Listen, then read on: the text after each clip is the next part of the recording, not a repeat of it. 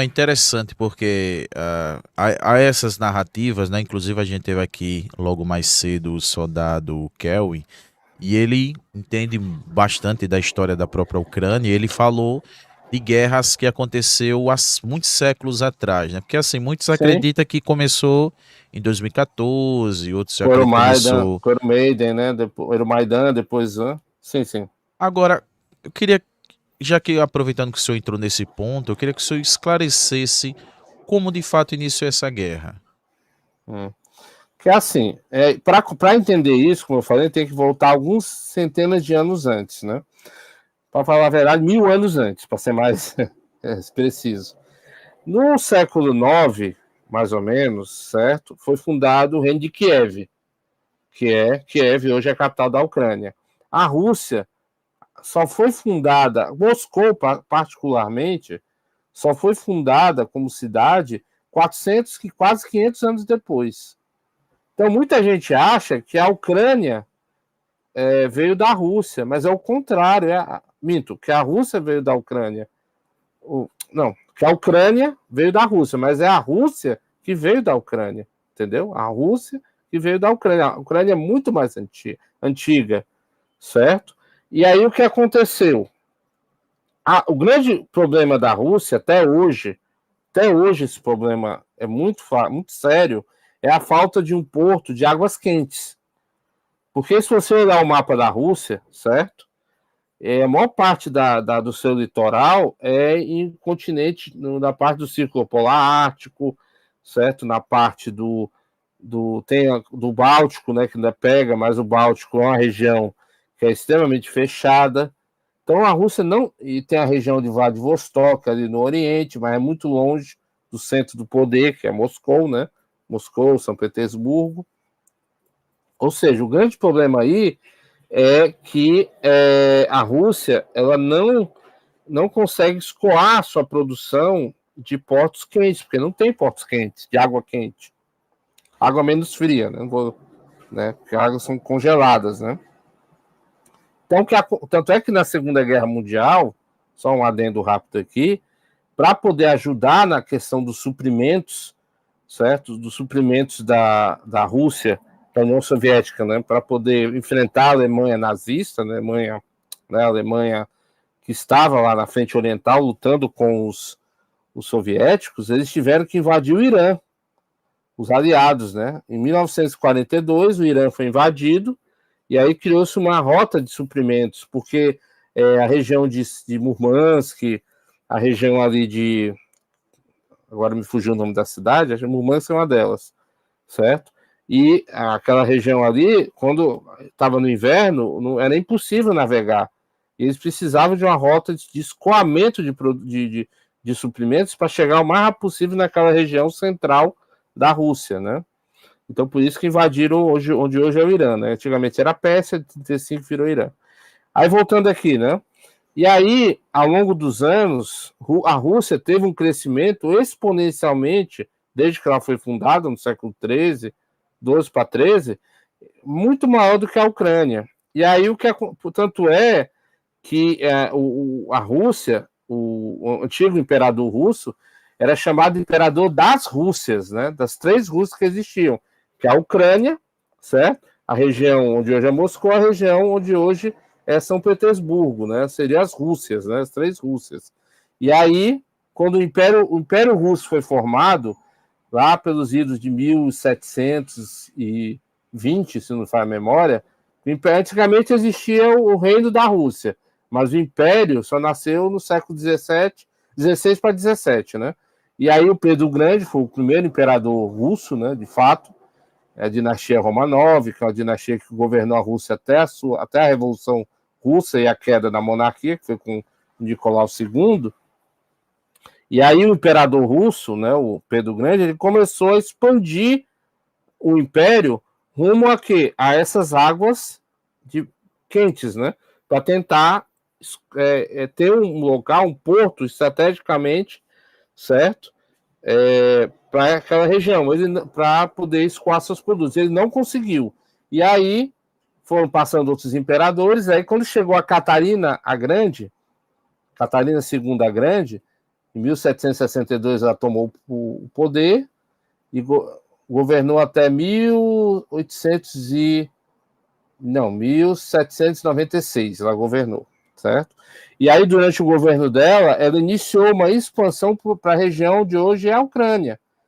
Inclusive, conquistou Crimeia, né? A Crimeia, que é aquela ilha, praticamente uma ilha, uma península, né? Porque ela tem uma ligação uma pequena ligação com o continente, mas ali é como se fosse uma ilha, né? Mas não é uma ilha, é uma península.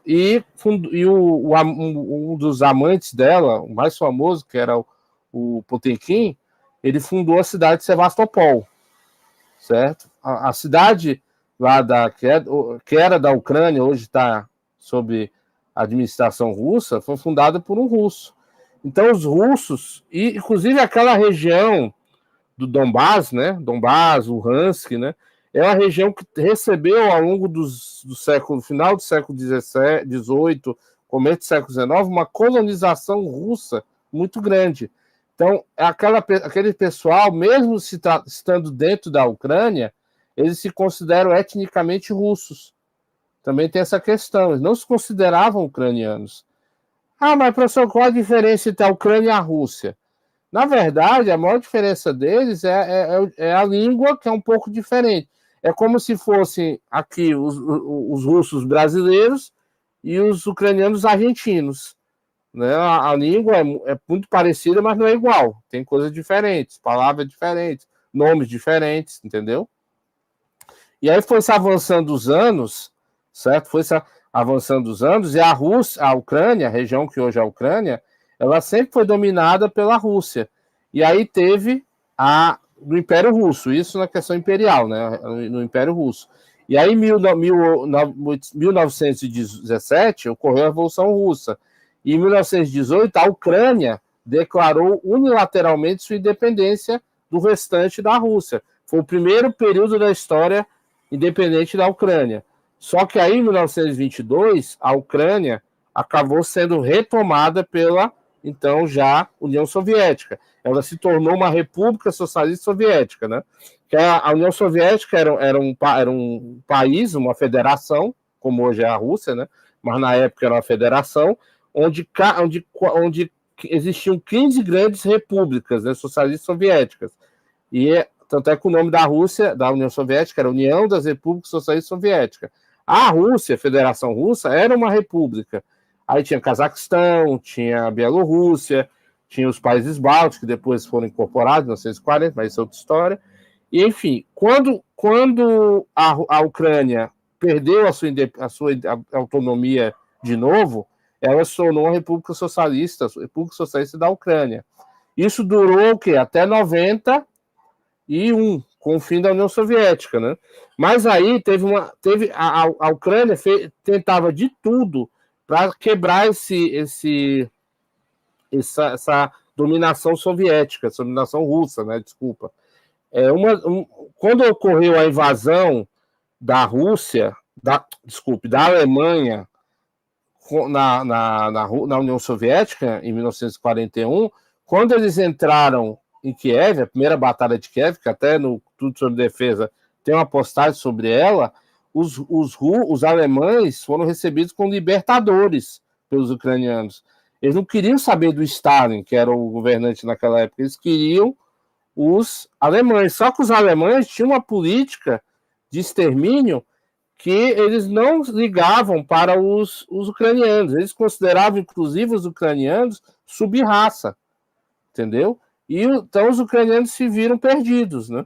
Em 1942 ocorreu a invasão do Cáucaso, aí ocorreu um desvio da operação que era o objetivo da Operação Barbarossa, que é a operação de 41, 22 de junho de 1941, era invadir e ocupar Moscou. Eles não conseguiram chegar, diferentemente lá do Napoleão, que conseguiu, né?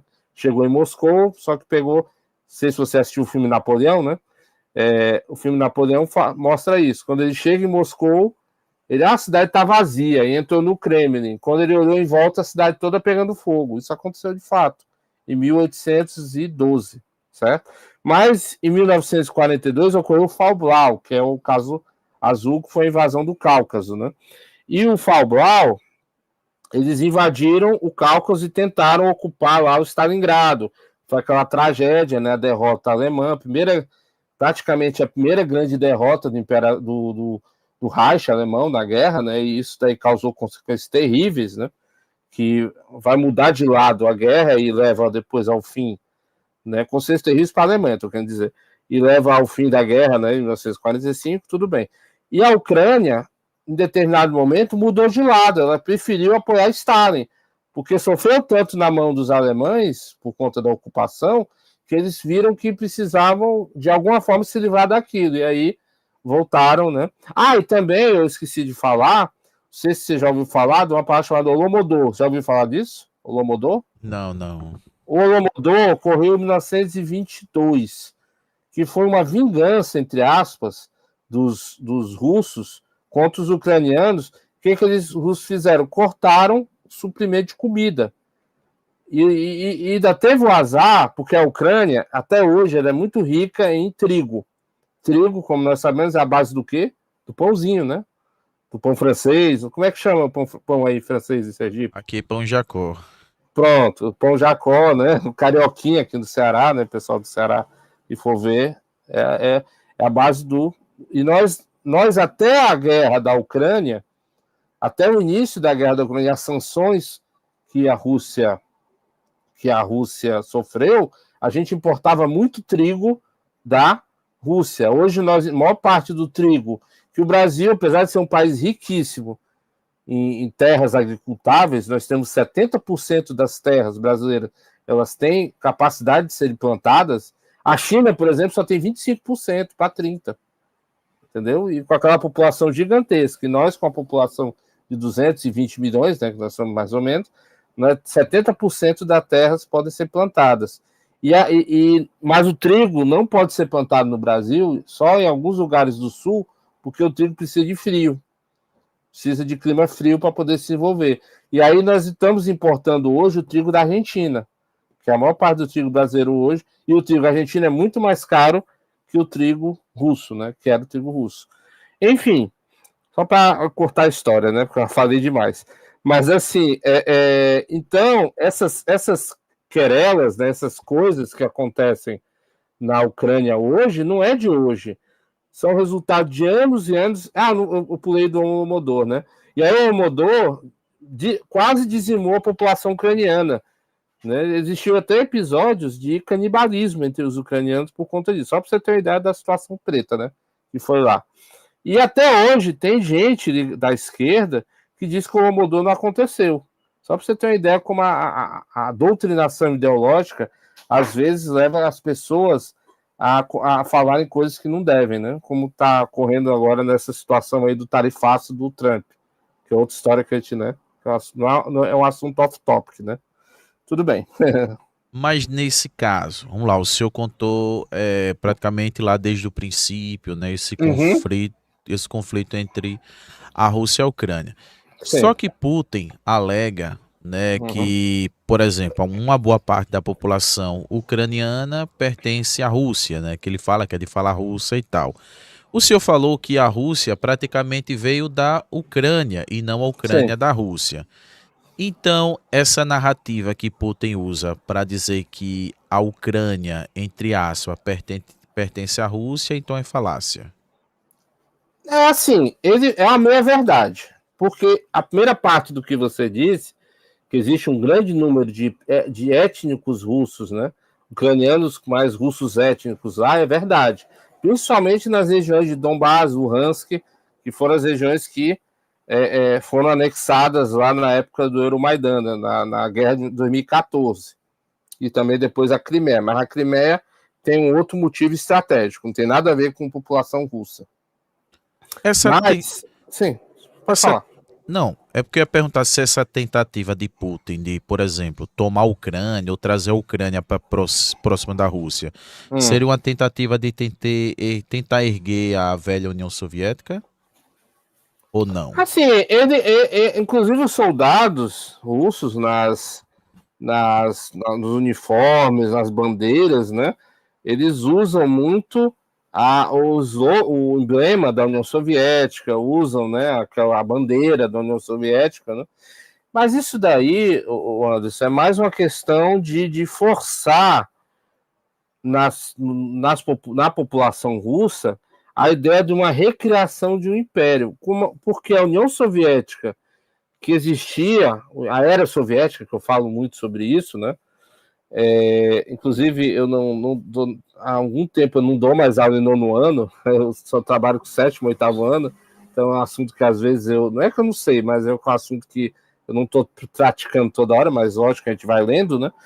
A era soviética ela não volta mais do jeito que ele quer que volte, entendeu? Isso daí é uma coisa que está no passado. Até porque a era soviética, na época da União Soviética, a Rússia teve um desperdício de materiais, desperdício de equipamentos muito grande. A companhia dela, aérea, que era a Aeroflot, que existe até hoje, mas naquele tempo era a companhia estatal da União Soviética, ela tinha quase 2.000 aeronaves, entendeu? A Força Aérea Soviética, na época, ela chegou a ter 6 a 7 mil caças. Isso não volta mais, entendeu? O poderio militar russo, inclusive por causa da própria guerra, está muito comprometido, entendeu? Então ele usa mais isso, ao meu ver, minha opinião, não é uma coisa que eu não sei se realmente ele está pensando nisso, mas para fins de propaganda e principalmente motivação do povo russo, entendeu? Então, nesse caso, é como se ele dominasse a mídia local e pouco Sim, a população tem informação do que realmente acontece. também. Assim, a Rússia, não sei se você acompanha aí o que acontece, né? A maioria dos opositores russos, eles são eliminados de várias formas, né? Às vezes de jeitos até esquisitos, né? Assumindo um Aí, bocado. às vezes quando o oligarca russo cai do quinto andar, o outro tomou um chá e morreu, o outro se suicidou com 10 tiros nas costas. É umas coisas esquisitas, né? Mas assim, o Putin, né? Ele é uma pessoa que ele tenta, pelo menos, centralizar o poder, e ele perpetuou o poder, porque ele criou a reeleição indefinida, né? Ele pode ser reeleito até morrer, até quando estiver vivo, ele vai ser o presidente da Rússia, a não ser que haja um hecatombe nuclear muito grande para ele sair, que eu acho difícil, entendeu? E o mais estranho da Rússia, quando ele teve a oportunidade de sair, ele, na época, a legislação russa era só 8 anos, ele ficou 8 anos, e aí ele botou o Medvedev, né, que era o primeiro-ministro dele. E ele virou o primeiro-ministro da Rússia. Uma troca-troca, né?